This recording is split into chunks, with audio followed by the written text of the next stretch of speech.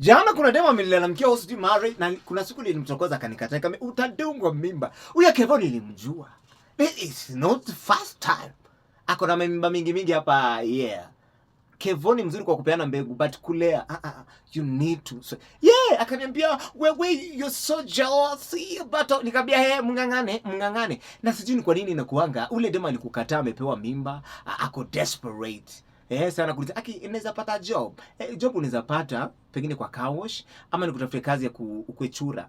Chura ndio mtu akosha choo. By the way, sasa mimi kwa sasa saki mapenzi ano din ela ono imenunua mattress mpya. Sasa nimenunua mattress mpya kuna mtu mimi nitakatumwa ile. Yaani angalia nalala mpaka saa 7 usiku na panwa mguu huko na dishoko. I'm so happy. I'm here buying mattress then I go home.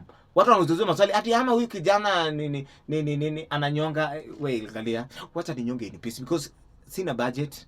I don't need any budget. Asa date sana mattress ni ngapi? Wacha ninunue mattress yetu na scan 6000 mtu wangu. Nunua kitu roho napenda. Nunua kitu roho napenda. Hello. Mmekimbia kwa mara hizo mmechapa mmetoka. Heri tu niko single mother. Ili kushinda. Single mother.